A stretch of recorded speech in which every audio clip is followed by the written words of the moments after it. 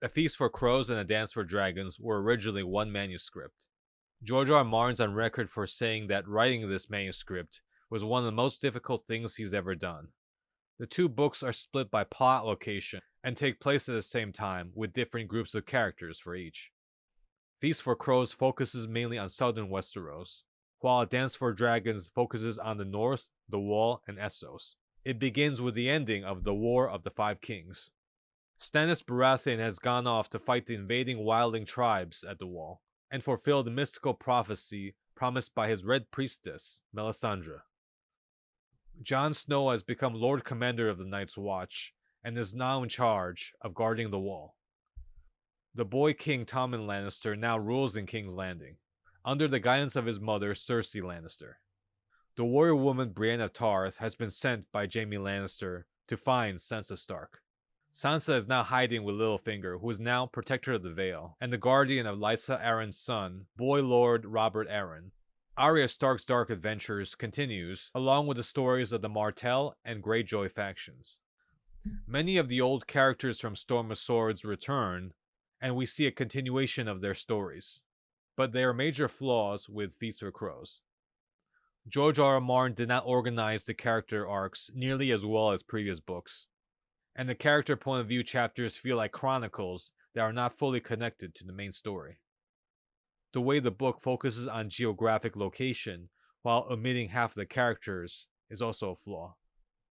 Without George R. R. Martin's favorite characters, Tyrion Lannister, Jon Snow, Daenerys Targaryen, the heart of the story is absent. A Song of Ice and Fire always centered around the White Walker invasion, and the Targaryens retaking the Iron Throne. So Feast for Crows brings readers onto journeys that are tangential to the main plotline. The focus is instead on small events and side quests. Because of this, Feast feels like the Game of Thrones soap opera, rather than something more impactful. So you can see that the inertia of the plot is the main problem. Cersei's content starts off strong, but gets overlong and meandering. A lack of focus is also evident in Sam Tarwell and Gilly's storyline. Brienne of Tarth is also a disappointment. Both the Ironborn and Dorne segments with the Sand Snakes are not interesting and can be called duds. Overall, the crop of new characters introduced in Feast for Crows are not exactly top shelf, and have pretty cliched and derivative elements. They certainly don't feel interesting and fresh. They can't be compared to the original and highly iconic cast of main characters.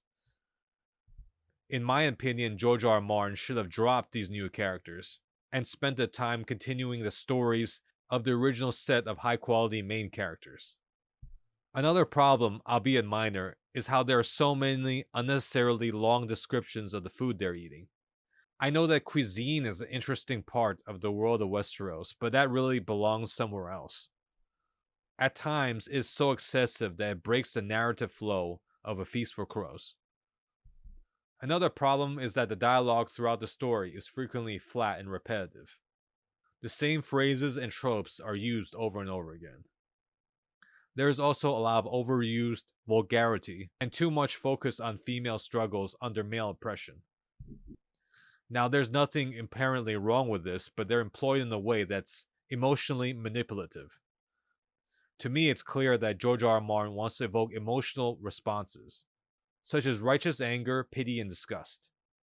The frequent reuse of the same storytelling tropes lessen the impact with every reuse, and the overall impression is George R. R. Martin struggled to write this manuscript because he had exhausted his finest ideas years ago.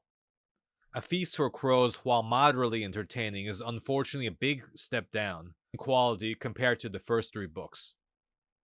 After reading the first three books, readers can go into Feast for Crows having high expectations. They believe that they will be thrilled and they will come out of it with a better understanding on how A Song of Ice and Fire will end. Unfortunately, these lofty objectives won't be met, so expectations should be tempered somewhat. Overall, I would describe Feast for Crows as moderately entertaining, but sometimes boring and bland as far as plot development goes. Real fans of A Song of Ice and Fire should read it, but Game of Thrones casuals don't need to. Instead, the first three books, A Game of Thrones, A Clash for Kings, and A Storm of Swords are first class and should be read and thought as standing on their own. It's kind of like the show. How many people kind of disown the later seasons, especially after season 4. There is always the option to disown parts of Feast for Crows if it doesn't meet your standards.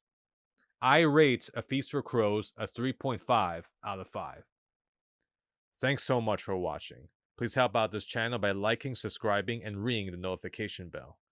Comment below on what you think about Game of Thrones and George R. R. Martin.